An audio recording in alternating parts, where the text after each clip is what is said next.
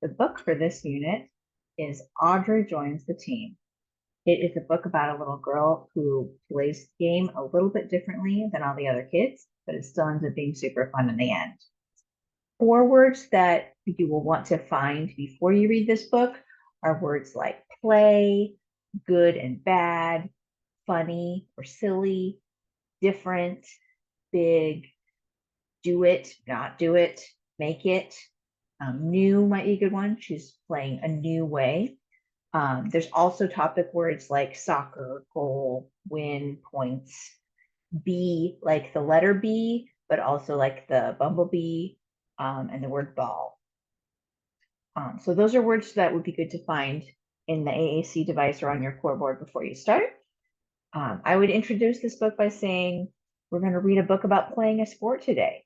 You probably want to find wherever the sports words are in the device, and then ask a question like, what do you like to play? Probably give an example of yourself. I like to play, well, really, I like to watch hockey. I'm not much of a sports person, but I do like to swim. I'd probably talk about swimming. I like to swim. What sport do you like to do? And just see what students say. And then read the book together. Remembering to make a comment. You don't want to be asking too many questions. Start with a comment for each page, and then give students lots of time and access to their AAC device and see what they might want to say.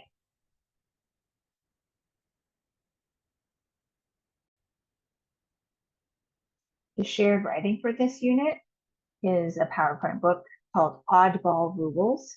Basically, your students in your class are going to be making up the rules for your own game of oddball. As with all shared writing, there are no right or wrong answers. The point is that you are creating meaning together using letters and words. You can use letters like on an alternative pencil.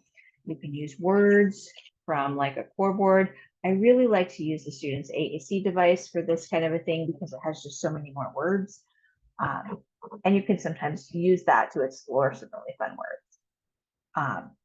For each page that you're writing, each student gets to write a rule.